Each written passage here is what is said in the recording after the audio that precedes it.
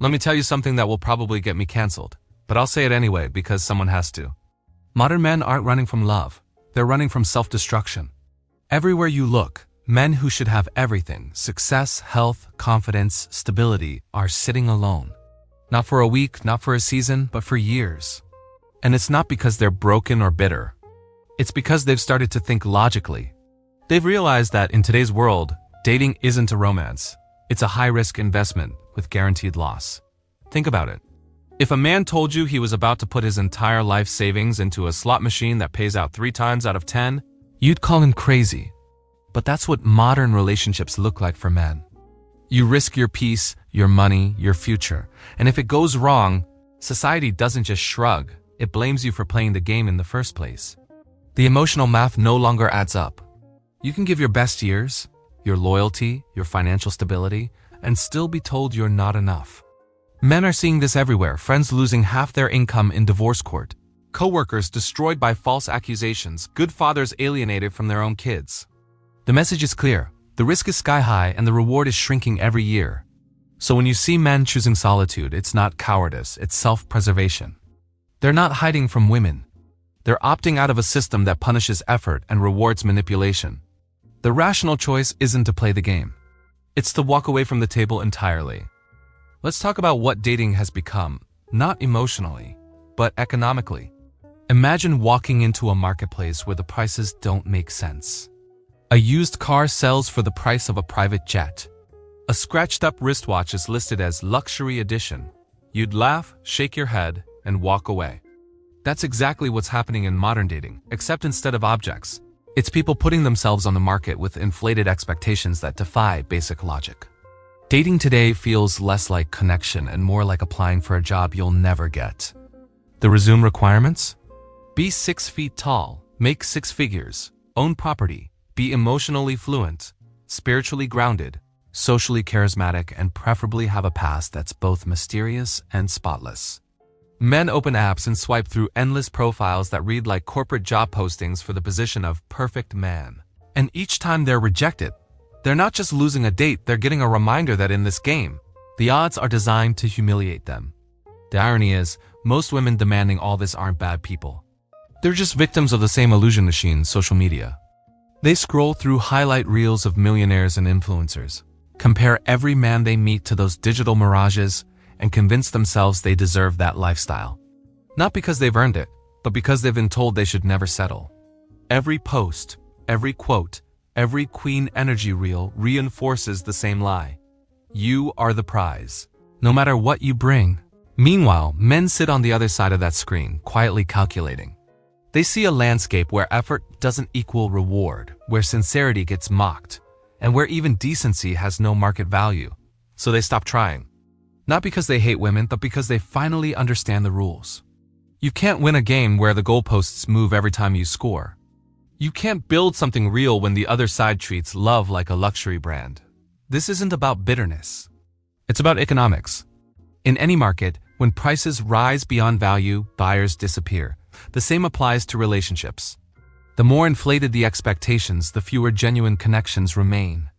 And as women raise their standards without raising their contribution, the market collapses, not because men gave up, but because they simply stopped bidding. Somewhere along the way, being a good man stopped being enough. You can work 60 hours a week, pay every bill, stay loyal, be emotionally available, remember every anniversary, and still be told you're doing the bare minimum. That phrase, the bare minimum, has become the anthem of modern dating. It's the chant that echoes through comment sections, talk shows, and relationship podcasts. Men who once took pride in providing stability now feel like they're being graded on an impossible curve. Because the truth is, no matter what men do, someone online will tell them it isn't enough. Compare that to a few generations ago. Our grandfathers worked one job, came home to a family that respected them, and were seen as heroes for keeping a roof overhead. There was gratitude, mutual appreciation. But today, a man could build an empire, and instead of admiration, he gets a list of new conditions. You're successful, but are you emotionally fluent? Are you spontaneous enough? Are you still masculine, but not too masculine? It's a never-ending psychological treadmill. Run faster, provide more, expect less. Social media poured gasoline on this fire. Scroll through TikTok or Instagram and you'll find endless posts mocking men for their efforts. He's trying too hard. He's broke. He gives off ick energy. A man expresses vulnerability. He's weak. A man stays quiet. He's cold. A man pays for dinner. He's expected to. A man doesn't. He's cheap. The double bind is constant. Men are told to be soft, yet punished when they are. They're told to be leaders, yet called controlling when they lead. There's no winning move, only silent exhaustion. And then there's the language casual, cruel, normalized. Open any social media platform and type "men are trash." Millions of posts, memes, and hashtags celebrate it. Try reversing it. Say, "women are trash." You'll be banned, called hateful, and shamed into silence. We've built a culture that openly disrespects men, then acts surprised when they emotionally withdraw. It's like insulting someone daily and wondering why they stopped talking to you. Men noticed. They took notes. And then they did what men have always done when facing a losing battle. They adapted. Quietly, strategically, and permanently. They stopped chasing validation and started reclaiming peace. They realized respect isn't something you beg for. It's something you protect by walking away. That's not bitterness. That's evolution. At first, everyone thought men were retreating, that they were giving up, that the silence meant defeat. But the truth is, the silence meant strategy. When men started stepping back from modern dating, they didn't vanish. They evolved. They stopped chasing validation and started building empires in solitude. What society calls loneliness, many men have rebranded as peace. It's the calm of knowing that your time, money, and energy aren't being drained by someone who doesn't value them. Men are problem solvers by nature. When something doesn't work, they don't complain forever. They find alternatives. Loneliness was once a problem. Now it's a project. They adopted new rituals. The gym became therapy, hobbies became meditation, careers became legacy. They learned that the quiet hum of solitude can be more healing than the noise of constant compromise. They stopped asking for emotional support from people who weaponized it and found brotherhood in friendship, discipline, and self-respect. Look closely and you'll see the transformation. The guy who once begged for attention is now building a business. The man who once chased dates now chases goals. The so-called lonely men are learning new languages, traveling, lifting, coding, creating. They're not bitter, they're focused. And for the first time in years, effort equals reward again. In their solitude, they've rediscovered something powerful. Freedom. The kind that isn't granted by anyone, it's earned. This shift isn't just emotional, it's philosophical. Men have realized that solitude isn't punishment, it's a dojo. It's where discipline sharpens and clarity returns. It's the place where you train your mind to stop begging for love that doesn't exist and start building a life that can't be taken. The same instincts that once drove men to build civilizations are now driving them to rebuild themselves. They've turned the pain of rejection into the fuel for reinvention. Meanwhile, the world mistakes this silence for apathy. But it's not apathy, it's evolution. When you stop fighting for people who mock your effort, you don't lose power. You multiply it. The modern man has learned the ultimate lesson. You can't be lonely when you love the life you're living. While men were quietly rebuilding, women were being fed a fantasy, one wrapped in filters, hashtags, and false empowerment. The modern narrative told them, you can have it all, whenever you want it. Career, lifestyle, luxury, and love, all supposedly waiting for them on their schedule. The problem? Life doesn't care about schedules. Biology, psychology, and time still run on ancient rules, and no amount of self-love quotes or Instagram captions can rewrite them. Social media has done something insidious. It's convinced the average woman she deserves an extraordinary man simply because she exists. The validation loop is endless. A woman posts a photo, hundreds of men like it, a few message her, and suddenly she believes she's in the top tier of desirability. But that attention isn't admiration, it's dopamine. It's not real power, it's the illusion of abundance. 100 likes don't equal one loyal partner. But in that illusion, expectations explode beyond reason. Every woman thinks she is the exception now, the one who can get the best while doing the least. And why wouldn't she? Every influencer tells her never to settle. Every podcast host says she's a queen, and every algorithm rewards delusion. But reality doesn't care about empowerment slogans. Reality has a timer. At 22, attention feels infinite. At 32, it starts to fade. By 38, it's rationed. That's not misogyny, that's biology. The market doesn't stay hot forever, and pretending it does is self-sabotage. Men have noticed this too. They see women turning down genuine connection in their 20s, chasing fantasy men who don't exist, then returning in their 30s asking, where did all the good men go? The answer is simple. They moved on. They stopped waiting to be someone's backup plan. The good men women ignored in their youth are now financially stable, emotionally mature, and dating younger women who actually appreciate them. That's not cruelty. That's consequence. The delusion has reached such levels that it's almost comical. A woman sharing a one-bedroom apartment will reject a man for not owning a house. Someone living paycheck to paycheck will demand a partner who's a millionaire. It's not evil. It's detached from reality. But as with every bubble, this one is bursting. The clock is ticking, and no amount of social media empowerment can stop it. We are now witnessing a cultural correction. For decades, men were told to level up, and they did. Now women are facing the mirror. The likes, the attention, the endless options, none of it translates to long-term fulfillment. The illusion of infinite choice is collapsing under the weight of real-world loneliness. Because at the end of the day, there's no app, no filter, and no feminist slogan that can replace genuine connection. Here's where it gets interesting: the hypocrisy. Modern dating is built on double standards so absurd that if they weren't ruining lives, they'd be comedy. A woman can say, I only date tall men, and the crowd cheers. She can say, he needs to make 6 figures or I'm not interested, and people applaud her for knowing her worth. But if a man dares to say, I'd prefer a fit woman, or I don't want to date single mothers, suddenly he's toxic, insecure, or a misogynist. The rules only flow one way. Women's preferences are empowerment. Men's preferences are discrimination. It's a cultural scam wrapped in moral language. Women are encouraged to filter, reject, and demand, while men are shamed for doing the same. A woman can say, I deserve a man who provides.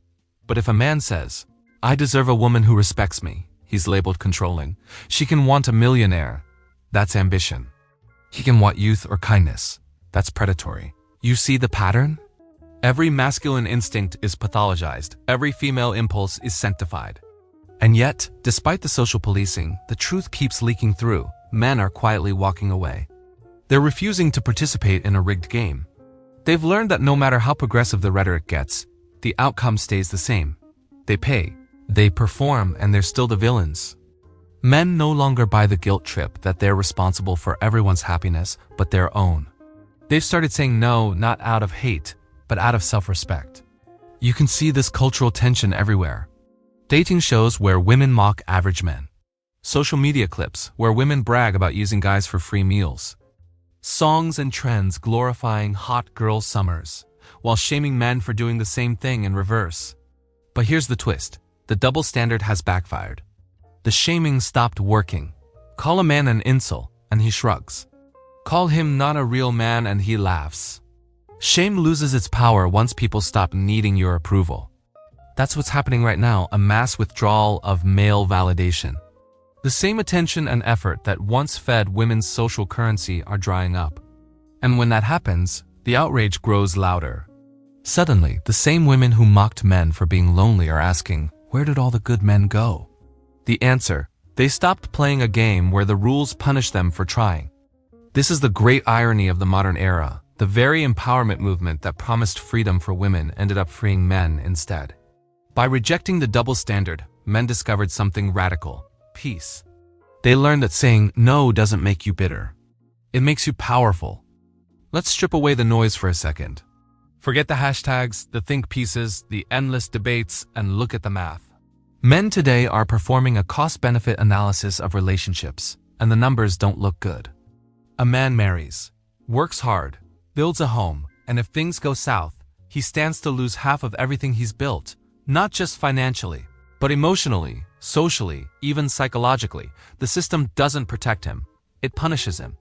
Divorce courts favor one side. Public opinion blames him no matter the story. And after watching countless fathers, brothers, and friends go through it, modern men are asking the only logical question: why take the risk at all? It's not fear of commitment. It's awareness of consequence. The modern man has watched enough friends pay alimony to women who cheated. lose custody of their kids despite being the better parent, or get destroyed by a single false accusation. He's seen the fallout, depression, financial ruin, and social exile. And in that light, walking away from the dating scene isn't cowardice, it's self-preservation. You wouldn't jump into shark-infested waters just because someone told you real men swim. The problem is that society hasn't caught up to this new male logic. They still think men crave validation, that will tolerate disrespect just to be loved. But those days are gone. The modern man has detached emotionally, not from women entirely, but from the fantasy of being completed by one. He's realized that peace, purpose, and progress feel better than walking on eggshells in a relationship that rewards sacrifice with criticism. And while this shift terrifies some people, it's also forcing the truth into the open. Birth rates are collapsing. Marriage rates are at record lows. Loneliness statistics are exploding, but here's the part everyone avoids. Men aren't the ones complaining.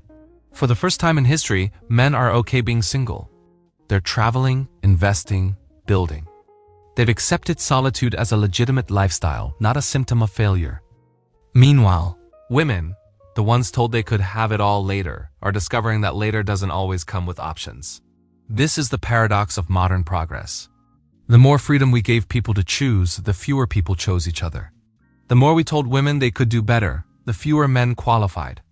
And the more we shamed men for walking away, the faster they did it. Reality isn't cruel, it's just indifferent. And in this new reality, men have learned to prioritize peace over approval. Because at the end of the day, respect is worth more than romance that costs your sanity. So here we are, the aftermath. The dust has settled, and both sides are staring at each other across a battlefield built on pride, misunderstanding, and broken expectations. Men aren't angry anymore. They're indifferent. And that indifference is what scares society the most. Because once men stop caring about approval, the entire system built on shaming them collapses. For decades, men were told to do more, be more, provide more, and they did. But now they've realized that the finish line keeps moving, and the prize isn't worth the pain. So they're walking away with their sanity intact. This isn't a declaration of war, it's a quiet revolution. Men have adapted to a world that no longer values them in traditional roles. They've shifted from asking, "What do women want?" to "What makes my life worth living?" And that shift has power. When a man stops chasing validation, he becomes untouchable.